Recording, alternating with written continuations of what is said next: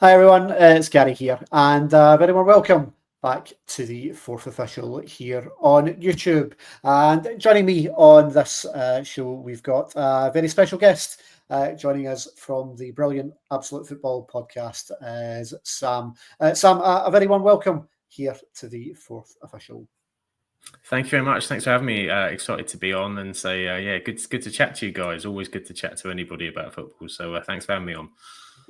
Yep. Very big week this week, obviously, with the Europa League final in Bilbao on Wednesday, an all-English affair between Manchester United and Tottenham. So, as we always like to do here on the network, is we like to get people with a bit more of a kind of local knowledge and to talk about the game and all the main kind of talking points going into what is probably the most unique European final that certainly I can remember in an awful long time. We've got two teams in Man United and Tottenham who have had domestically an annus horribilis in terms of the league position. I don't think I can ever remember a European final being contested between two sides that finished 16th and 17th in their domestic leagues. Obviously, still one game to go in the Premier League, but I think all the expectation is that this Sunday's game, depending on obviously how Wednesday goes, may well be participated by kind of reserve teams, certainly for at least one of the sides. So not been great in the Premier League for both. And when you look at the pressure that both Ange Postecoglou and Ruben Amorim go into the game on, really it's an opportunity for both to really salvage something from what's been a very, very poor season, and for the fact that there's a prize of Champions League football awaiting for one of them. It's no surprise that both have kind of gone all in on the Europa League in recent weeks, given obviously what's at stake. 100%. I think you hit the nail on the head. It's the most unique final I can remember, particularly say not just having the two English teams always gives a kind of different perspective on a European sort of final or semi-final, but to have it where you've got two teams that have been awful, to be honest, on a weekly basis. There's no getting around it. I'm a Manchester United fan, so it's been a really shocker of a season from our perspective. And as you said, the Premier League's kind of been ditched a little while ago from a United perspective, and it's which is sad to see in a way, but they kind of had no choice but to throw all the eggs in the Europa League basket pretty early on. As you said, Tottenham in exactly the same kind of scenario makes for what is going to be, I'm undoubtedly sure, going to be probably a quite bonkers European final to match the bonkers of the Premier League season, to be honest. Now, say 16th and 17th, with both teams just absolutely struggling for any kind of form, any kind of consistency, any kind of wins. If you've only got to look at their record this year, it's been appalling. And if in the Premier League there was a team that wasn't struggling like the promoted sides getting relegated did, then it could have made for a really exciting kind of end for, I'm sure, all of Man United and Tottenham's rivals, not so much for myself, but. So for the Europa League, that Champions League prize becomes absolutely massive, not just, I think, to salvage a season, but particularly for Manchester United's perspective.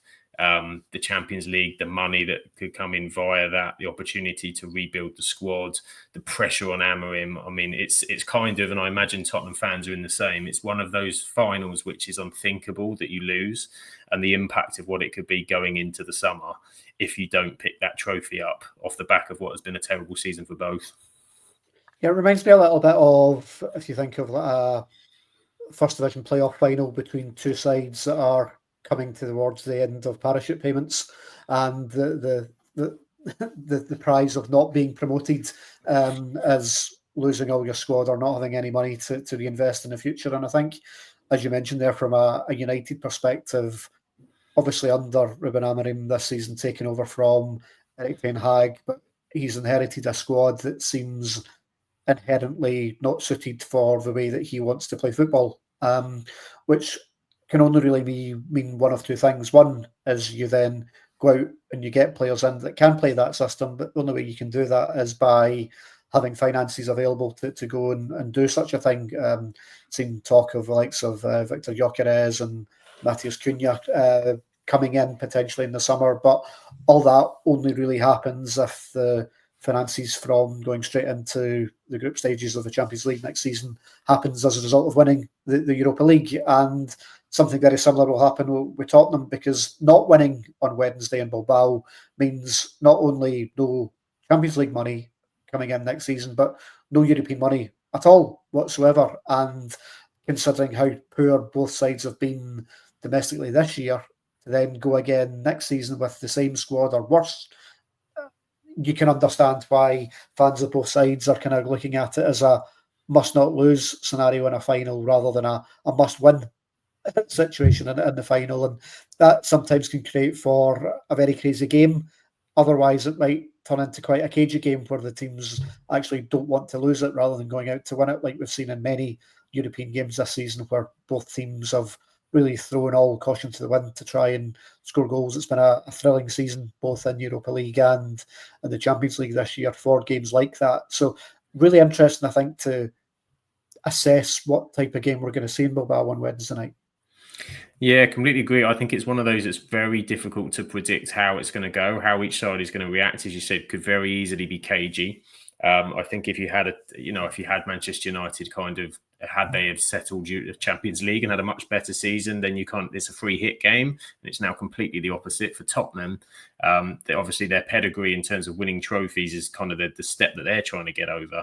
If they'd have finished in a European position already, again, they'd probably attack the final in a very different way.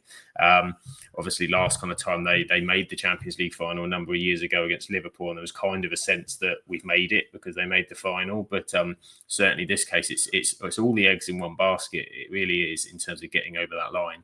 And as you said, on the finances, it's just critical. There's no doubt United will have to balance the books, whatever happens with the Champions League. There's a number of transfers that need to leave in order to satisfy FFP regulations and all sorts. The Champions League money will help, but they need to move players like, you've got Rashford out on loan, Sancho out on loan, big wages on numbers of players that may need to leave. The Cunha deal, from what I'm hearing, is personal terms have kind of been agreed. I think that one looks like that's all set, regardless of. But in United's perspective, and with Amorim, there's so much that they need in that squad. The gap is colossal, and it's a gap now not just to the top 4 and 6, which is where United have got to be heading back to. That's the pathway that has been laid down by Sir Jim Radcliffe, by the Glazers, by the fans. Everyone wants and needs that to sort of progress to that position, but it's a mile away. Let alone challenging for league titles. You've got to catch at the moment the likes of Bournemouth, Brentford, Fulham, and Tottenham are in the same boat. They've fallen far short, but when you look at both squads, and both maybe don't quite work tactically what they're doing. Tottenham maybe a little less so, because Ange's had some time there and some of them are his signings and he's had some players in. Amorim's only had Patrick Dorgu, who's joined the squad since he's been there. And there are some players that suit the team better and some that don't. Some coming back from injury that may suit that team better too. But there's an awful lot that needs to change. And I think it'll be interesting how it goes. Tottenham won both games so far this season and a crazy League Cup. I mean, if we end up with anything like the EFL Cup tie, that was one of the most bonkers games I've ever seen. But I do worry that it's going to be a game of whoever makes the least amount of errors, or an error is going to be the difference, because both teams are very capable of making consistent errors. And you've only got to look back through not just their European run, but their Premier League run. I know United have been unbeaten in Europe, but there's been errors littered around. The Lyon game in particular was, turning a loss into a victory into a loss at one stage, and then vice versa the other way around. And while Tottenham have actually negotiated the last rounds quite well, I thought, considering some of the games they had were fairly tricky. Frankfurt was no easy walkover, and certainly going away to Bodo Glimt in the last round, they turned a few teams over there.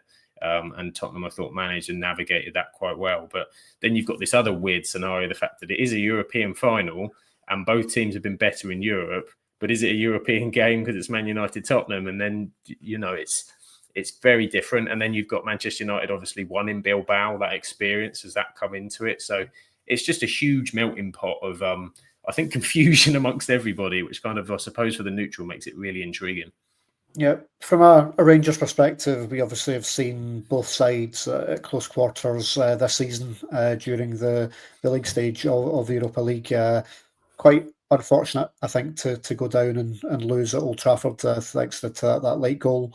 And obviously get a very valiant draw and probably one of Rangers' better European performances this season against Tottenham at Ibrox, where again, Rangers probably slightly unfortunate not to win that game.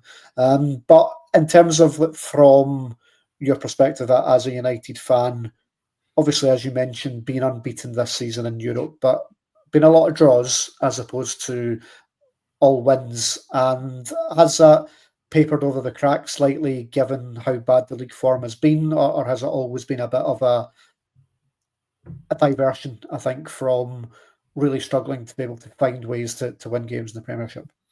I think it's probably been a bit. It's probably for most of the season. It's probably been a bit of a relief. I think the pressure in the Premier League was clearly becoming quite high, and at the early stages, I think we drew the first few before Amorim came in, and then we kind of picked up a few wins, and it was kind of we were pretty. We still needed to do work to get into that top 8, but it was kind of like things were less pressured, I think, in the early stages. It was only when it got to the knockouts when it kind of reversed the other way, because it was quite clear at that point that the Premier League was, Europe was well beyond our kind of reach at that point, and that everything needed to go the other way. So it did, I think, add that extra benefit to them. It's kind of papered over the cracks. If they win it, it will paper over a lot of the cracks, I think, because the narrative will be very, very different.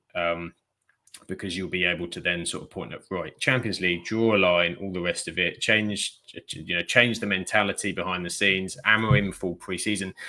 The narrative that the club can spin out on it and the media can spin out on it may take it in a different direction, that no one will remember the league form if Manchester United win the Europa League and then start next season in a better way and in a better place. But there's still a lot of question marks, even if they win the Europa League, because it's very similar in some aspects to last season. Manchester United had Manchester City in the FA Cup. Obviously, Erik ten Hag on a tremendous pressure. At that point, there was no kind of real expectation of winning that FA Cup. The league form position wasn't great, nowhere near where it was this season, but it was not great at that point. And the question mark was, well, are they going to sack Ten Hag before or after the FA Cup final, thinking Manchester City would be successful? United went out and won that final, and then they kind of had to back Ten Hag. And then ended up spending the summer on a load of players that then don't fit a new system, because you get to October time and the start of the season has been terrible and they had to make the change. Now, it's different in this case because this is the first time I think that Ineos have said, this is our guy. Ruben Amorim is our guy. This is our man. We've put our faith in him. And I think to sack him without having given him the chance to back it, I also think will certainly put, I think, Ineos at a different position with the fans. I think the fans will really turn, because the fans love Amorim. A majority love Amorim. There's a few kind of murmurings, as you always get, and I think now in particular because of the record, it's starting to turn a little bit. But there's certainly the want for him to do well, and there's the want for him to do things, and certainly things like the news this week that he's paying for a lot of the staff to go out there and all of this, where the club isn't. All of that feeds into this as well. This, the nasty business behind it. Exactly that, and keeps him on side with the fans as well. So it's just colossal. It is just colossal. But it could paper over a lot of cracks. You're right. If it does happen, if they do win, they're in the Champions League. The narrative might spin, but it just, for a United perspective, it would give some positivity, and where there hasn't been a lot, to be honest, for a period of time. Interesting to get your talk on Amorim, because he's very assured in him wanting to play this 3-4-3 type formation, despite all the signs pointing to the fact that it doesn't work with the squad of players that he's currently got. How close do you think he's been to ripping up that philosophy and actually going, well, do you know what, the players I've got suit playing this way? He hasn't really shown any sort of sign of flexibility or even learning from the fact that this hasn't necessarily worked in a lot of games this season, albeit he's managed to get away with it from a European perspective. But a lot of that tends to have been down to individual brilliance of certain players. Bruno Fernandes, particularly, has dug them out of a few holes this season. Harry Maguire turning into a left winger and scoring last minute goals and things. But it's never really been down to a team or a formation. It's always been individual players that have kind of dragged them kicking and screaming over the line. Yeah, the formation's a funny one because Amorim's been adamant since day one, and that's one thing he's kind of, and he said it pretty much early on. He said, "I'll die on this sword. This is the way we're going to play. We're not going to divert away against it. We can't flip." And I think at first there was a lot of kind of respect for it, and everybody understood, because I think there's a case of, and we've seen it in previous managers, they tried certain things, then it was a case of, well, no, we'll kind of give in to the players and we'll do this. And while I think even if he did change it this season, a bit of short-term success, he's going to have to switch back the other way, and then it's a kind of, how many of his kind of his beliefs, his traditions, his principles is he going to go back on at that point? So I think once he'd kind of said that, he's already gone kind of too far. Now, I do think as the season's gone on, there may have been some opportunities to be a bit more flexible, because the results in the league just show it. You continually doing the same sort of silly things. It's a formation that I think suits us in Europe much better. More time with the ball. It allows, one of the problems we've kind of been having is kind of getting out of that kind of out of the pivot and playing out that way. And then once we're away into that position, we're not too bad. But we've really struggled. Premier League's a lot of high press teams, and it's been really difficult for us to get out in those scenarios. Now, it's one of those you think, okay, maybe one or two players can change that, and that maybe that will help you get up the pitch. But then we've also had a striker who's largely been non-existent. So then there's another problem. It's just square pegs in round holes. And maybe he could have switched. And I do think if there wasn't for the Europa League, he may well have had to. It's probably the Europa League that said, well, this is working in Europe, and I can't play one way in the Premier League and one way in Europe. I want to play this way, and it's working in Europe. The Premier League's we're going to have to get on board with it. And maybe it's proved if he can get over the line in the Europa League with it, he will then say, okay, a few more players to add to the fire to make it work, and a pre-season to properly work out what we're doing and a proper analysis. Because I think that was some of the problem too, that he came in the period, he got chucked into the fire when there was just so many fixtures in December. He wasn't training. It was just game. And suddenly to then say, well, you're going to do this, and no time to kind of prepare or learn for it. We're making mistakes on the fly. But the problem is those mistakes have continued, and then you get the understandable questions of, should we not do something a bit more sensible or a bit more than what the players are used to, just to get some more points on the board? Yeah. Before we move on to speak a little bit about Spurs, Sam, a couple of players just want to get your thoughts on. Andre Onana has been a hot topic, particularly across Europe this season. Ex-Man U and Chelsea player Nemanja Matic, particularly quite vocal about his opinions on Onana. Made some high-profile errors, and also some big saves at times as well this year. What's the local opinion on Onana? It seems to be quite a polarising figure. Yeah, I think over time there's more frustration that's kicked towards him. I think, as always with a new goalkeeper, you give them the benefit of the doubt early. You have to, and I think that's what the case was last season. I mean, I remember when David De Gea came in, that first season was, he had a real tough time for 6 months, really struggling, lots of errors. Last season, a lot of high-profile errors in the Champions League. It seemed every game in the Champions League, he was chucking one in the net or a mistake in the last minute, and that ultimately cost us. It cost us getting out of the group stage. And again, a way forward to move the club forward in that aspect. So the pressure didn't help, I think, starting from there. So I think going into this season, there were question marks. He's, as you said, made high-profile errors, again, in big kind of moments. There's not always that trust element in him. What surprised me this season, I think, is his distribution's been a lot poorer. I remember when we bought him, that was the whole thing behind him. And he did used to sort of play these fantastic raking passes, and that was one thing in his game. That seems to have, he's spraying stuff out of play again. So, but that's maybe a confidence thing as well, slightly changing the way that we're playing and where the players are positioned. But I think the kind of feel amongst the United fans is they're very frustrated and they don't trust him. There's a general, and there's no worse feeling with your goalkeeper when you don't have that element of trust, and you think, there's always the opportunity, that we're going to absolutely make a howler. And it happened. That Lyon game was kind of case in point. As soon as the comments came out about Nemanja Matic, the whole United fan base took a big sigh and went, well, that's him making a mistake on Thursday, isn't it? He's written his own downfall. You could see it before it happened. It's just unnecessary naivety, stupidity, like, however he meant to say it or whatever. But just to kind of, especially as a goalkeeper, don't put extra pressure on yourself, particularly with the record you've had, particularly with the season that you've had. So a bit silly.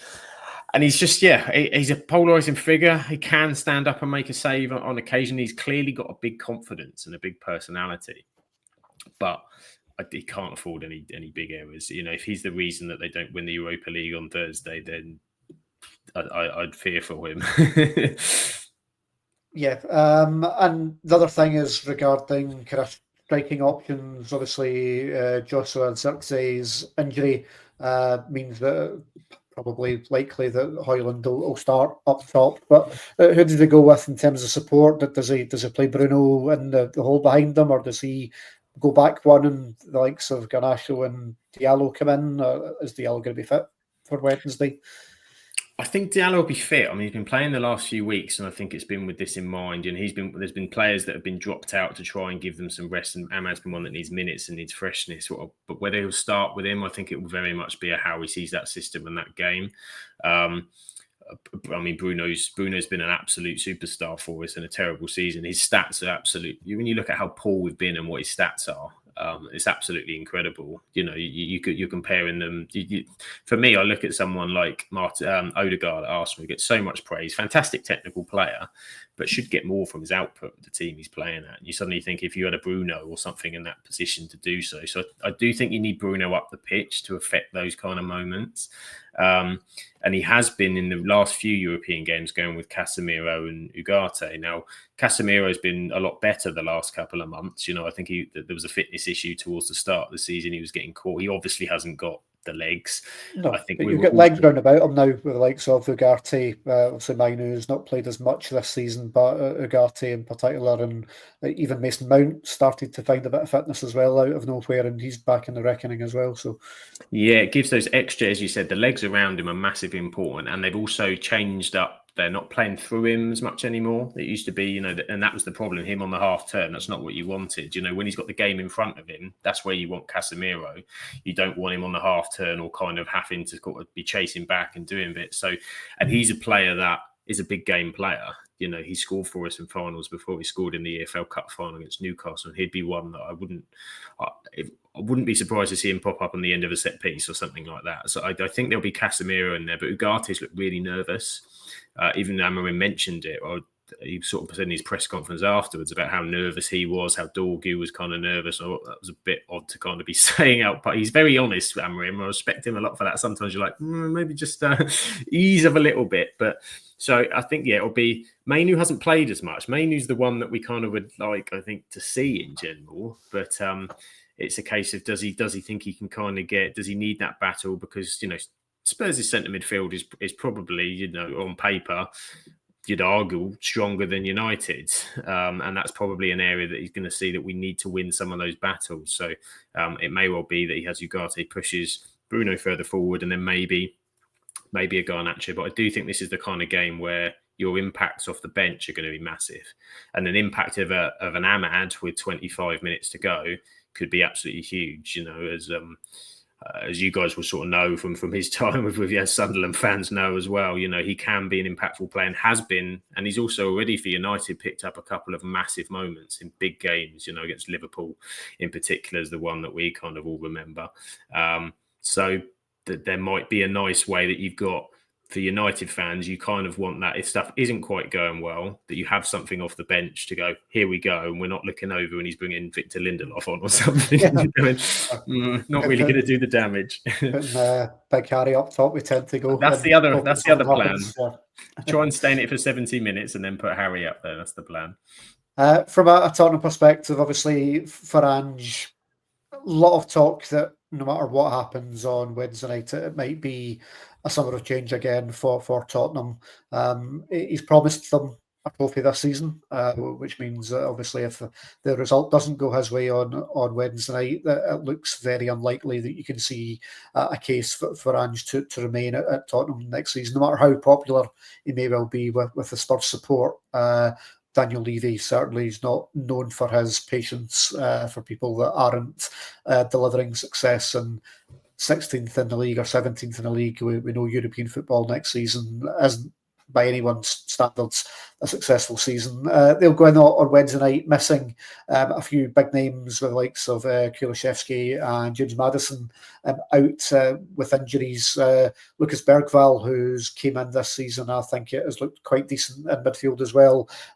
Made his debut in that game against Rangers earlier on this season and looked very, very promising. Again, legs in midfield, which is something that Tottenham were badly missing when he came in. So they're going to have to do something a wee bit different on Wednesday without those couple of players. But they do have the likes of Mickey van de Ven and Christian Romero back from injury, which makes such a difference in terms of their defensive stability. But up top, they've got a striker in Dominic Solanke, who probably is everything that Højlund hasn't been for Man United this season in terms of being a focal point, but somebody that can put the ball in the back of the net as well.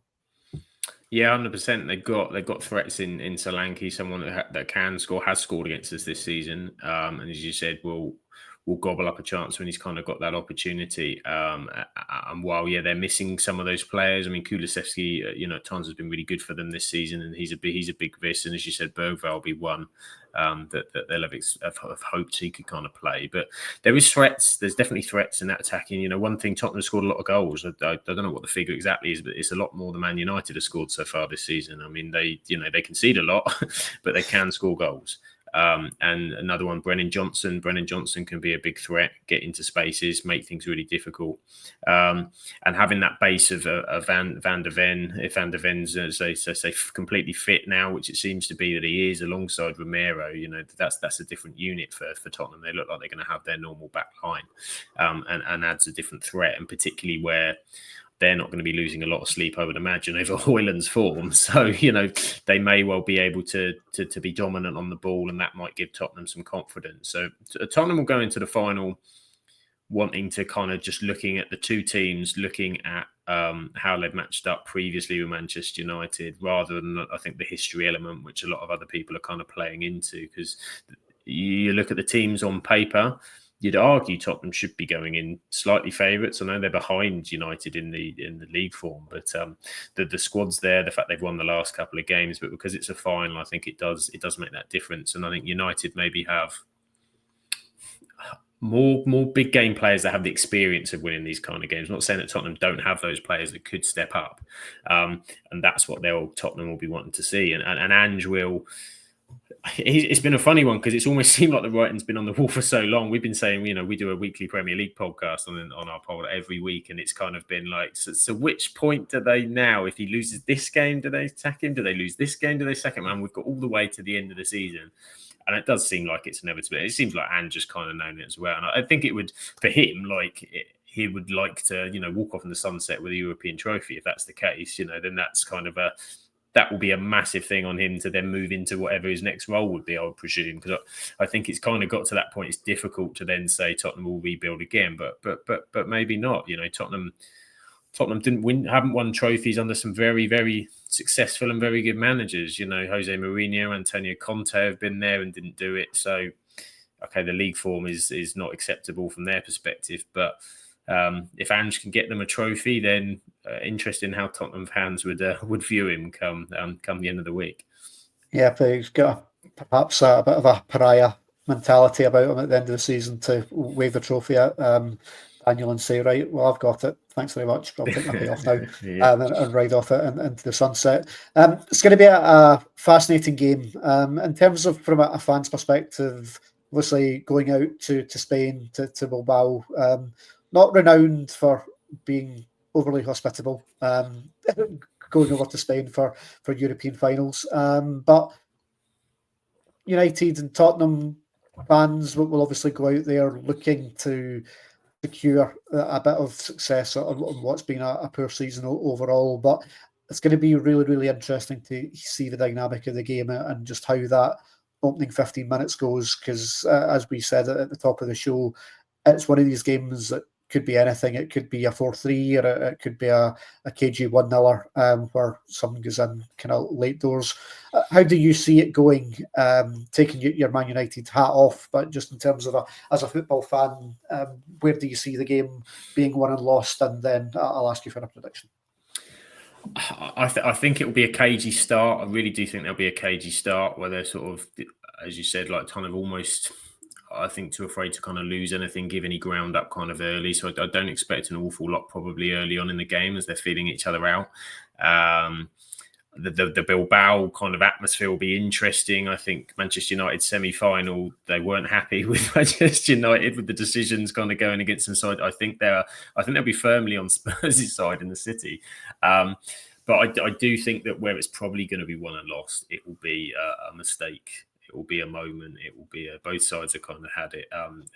If there's an early goal, or if particularly say if I think if United go ahead, then Tottenham will. I think it could go bonkers. It could be back and forth, and we get a pinball. But the longer it goes on cagey, you worry it will carry on going on cagey. But someone's going to have to grab the game, and I do think it's one of those games for big moments, for big mistakes, unfortunately. But it's just such a tough one to kind of predict because of what both sides are. You just do not know with both of those sides which of those teams are going to turn up. Do they both turn up? Do they both not turn up? Does one of them turn up? All of them on the table. Okay. Really fascinating insight. I think I'm really looking forward to seeing the game on Wednesday. In terms of if people want to check out more about what Absolute Football do, where can people find more of you as you go in through the summer and into next season?